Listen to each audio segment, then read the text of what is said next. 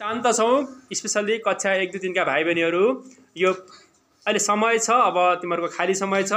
यो खाली समयमा के गर्ने त मुख्यतः भन्दाखेरि खाली समयमा हामीले आफूलाई बनाउने हो। सुन है, अब आफूलाई कसरी बनाउने भन्दाखेरि बिहान जतिखेर बेलुकी तिमीहरू 9 10 बजे 11 12 बजे कतै सुत्छौ त्यो थाहा भएन मलाई, तर नर्मल्ली बिहान 6 बजे भित्र उठिहाल्ने बानी गर्नु चाहिँ राम्रो बानी हो। किन सर, अब भोलिबाट त हामीले पढ्न पर्दैन, केही गर्न पर्दैन।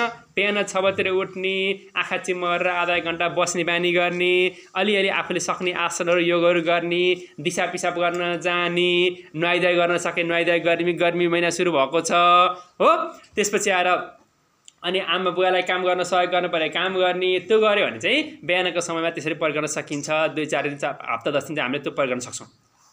परीक्षा भयो नि त, अब त हामी चाहिँ एकछिन पढ्नु पर्दैन, किताब हेर्नु पर्दैन। अब 2-4 दिन 5-7 दिन 10-12 दिन किताब हेर्नु पर्दैन नि त। अब होइन सर मलाई किताब हेर्न मन लाग्छ, पढ्न मन लाग्छ भने 3 कक्षा किताब पढ्ने कुरो त भएन अब हो। अब 4 कक्षामा जानी त्यो पनि रिजल्ट आएन। अब के गर्यो अरे, अब त्यो बेलामा कथा किताबहरू, मुना किताबहरू हुन्छ, बालमासिक पत्रिकाहरू हुन्छन्। त्यस्ता पत्रिकाहरू हामीले भाइ बहिनीले हेर्न सकिन्छ, पढ्न सकिन्छ है। त्यस्ता कुरा ध्यान दिने। र अब गर्मी समय पनि एकदमै बढ्दो छ। यतिखेर केम्बुदेखि लिएर डुम्री अनेकौँ फलहरू मजाले पाइन्छ, तर ती फलहरू चाहिँ नचाहिँदो तरिकाले जानी भएर धेरै खायो भने पेट दुख्ने, पखाला चल्ने, ज्वरो आउने, समस्या आउने हुन्छ।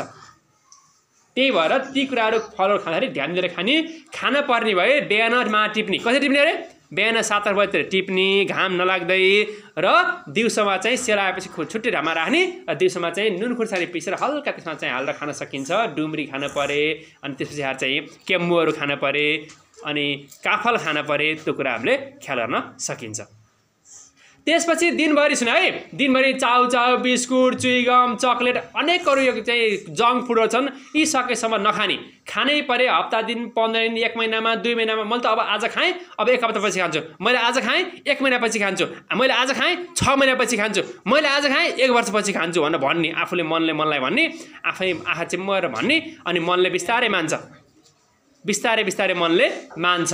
मानेपछि के हुन्छ, एक दिन मनले मानेपछि के हुन्छ, मन असल हुन्छ। मन असल भएपछि हामी राम्रो बानी सिक्छौँ। राम्रो बानी सिकेपछि हामी असल मान्छे बन्छौँ, ज्ञानी मान्छे बन्छौँ।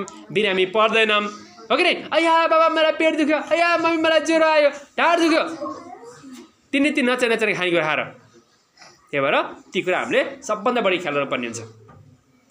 अर्को महत्त्वपूर्ण कुरा सुन है, बिहान हामी 6 बजे उठ्नै पर्यो, पानी पिउने, खाली जमिन छ, माटो छ भने त्यहाँ चाहिँ केही बेर हिँड्ने, ठिक छ। त्यसपछि सबभन्दा सुरुमा के अरे, धरती मातालाई ढोग्ने। अहिले ढोग्नु पर्न, घरमा तिमीले बिहान ढोग्ने। मैले अस्ति तिमीलाई एकचोटि सिकाएको थिएँ, तिमीले बिर्स्यो होला होइन। शान्तपूर्व बस्ने मैले भनिसकेको हुँदै है, शान्तपूर्व बस्ने भनेर। त्यसपछि धरती माता ढोगेपछि के अरे, हल्का मनतातो, कता मनतातो। अब गर्मी समय सुरु भएको छ, उमालेर राखेको चिसो पानी पनि पिन केही हुन्न, त्यो पिउन सकिन्छ। अनि दिशा पिसाब गरेर आउने, अनि सके हातखुट्टा मुख धुने होइन। हातखुट्टा मुख धुन त सकिन्छ, अनि नुहाउन नसके चाहिँ हातखुट्टा मुख चाहिँ धुन सकिन्छ।